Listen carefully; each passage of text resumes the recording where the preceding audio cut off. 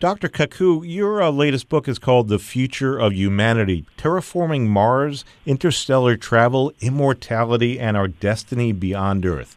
Well, that's quite a mindful there, so let's go ahead and tackle the first one. You're a proponent of colonizing Mars, maybe not so much for the thrill of exploration, but you're afraid of what could happen to mankind on Earth, right? That's right. The dinosaurs did not have a space program, and that's why they're not here today.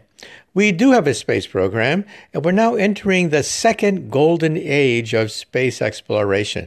Costs have dropped dramatically in the last several years. Now, India, China, other nations have stated that they're going to, plant their flag on the moon.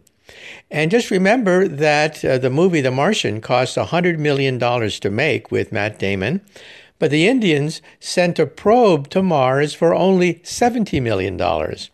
So a Hollywood movie about going to Mars actually costs more than actually going to Mars. That's how cheap space travel has become in the second golden age of space exploration. So why do you think we need to go to Mars so bad? Are you fearful about what could happen here on Earth? Climate change already might be a harbinger of what's to come in the future, right? In the long term, 99.9% of all species on the Earth eventually go extinct. Extinction is the norm. We think of Mother Nature as being warm and cuddly, but actually Mother Nature can be quite indifferent to life forms on the planet Earth. And that's why we need a backup policy, a plan B, an insurance policy. Now, that doesn't mean we have to neglect global warming. No, that's real. We have to solve it as Earthlings on the Earth. But that doesn't mean we can't have a settlement on Mars as an insurance policy in case we have a meteor impact, supervolcanoes, another ice age, and all sorts of self-inflicted problems like global warming as well. Now, you're going to be speaking Sunday at the Mahaffey Theater in St. Petersburg. You're going to talk about the future, so tell us some of the more interesting predictions that you have for the near term. Well, yes, I'm going to talk about the next 20 years when computer chips just cost a penny. For example, the internet will be in your contact lens. You'll simply blink, and you'll access the entire database of the planet Earth right then and there. And of course, college students will be the first to buy these internet contact lenses. And the internet will eventually become BrainNet. We'll simply think and telepathically send messages across the internet. We'll send emotions, feelings, sensations on the internet. And so BrainNet is going to completely replace the standard internet of today. And then, of course, artificial intelligence will be one of the main drivers of prosperity into the future. Of course, when you start to look now, perhaps 100 years into the future, when artificially intelligent robots become self-aware, then we have to be careful. I think we should put a fail-safe system in them to prevent them from taking over if they get that smart. Well, you seem to be quite the optimist when it comes to the future of humanity. What makes you believe we can rise above our darker instincts to reach our better angels? Well, the smallest unit of history is the decade.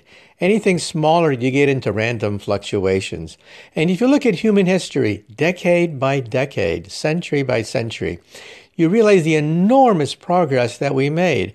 Our grandparents lived on average about 45 years of age. They didn't live very long in those days. Disease and wars and famines were always just around the corner.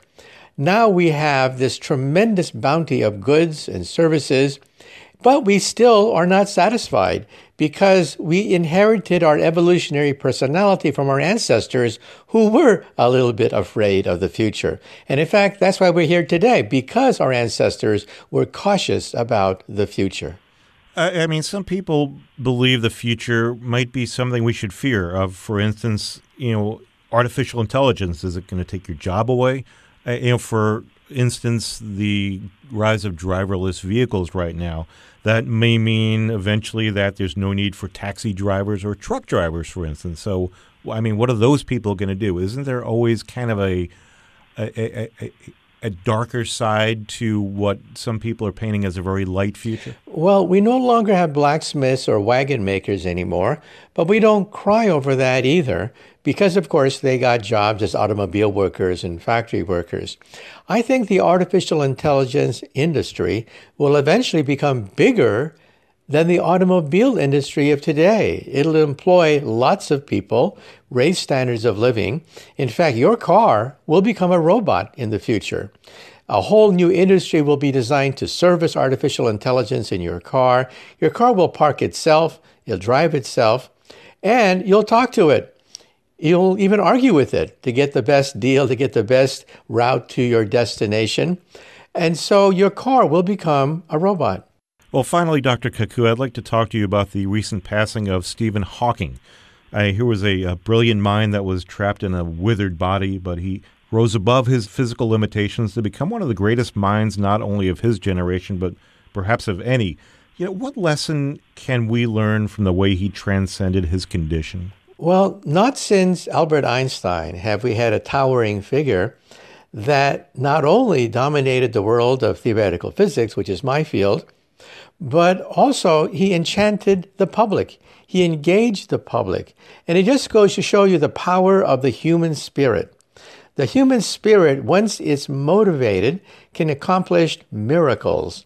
And so here was a man who was paralyzed, and yet he helped to change the course of modern science.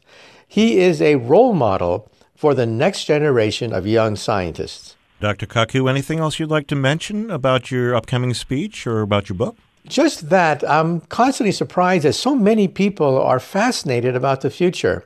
The fact that my latest book, The Future of Humanity, is now a New York Times bestseller, to me shows that people have a hunger. A hunger not just for science fiction, but for science speculation based on the latest advanced physics. I've interviewed over 300 of the world's top scientists who are inventing the future in their laboratory. They're just not dreamers. They're not science fiction writers. No, they are physicists, biologists, chemists, and they're creating a new, brighter future for humanity. And as they say, the future will be here before you know it, right? That's right. You don't do anything, and it comes along anyway.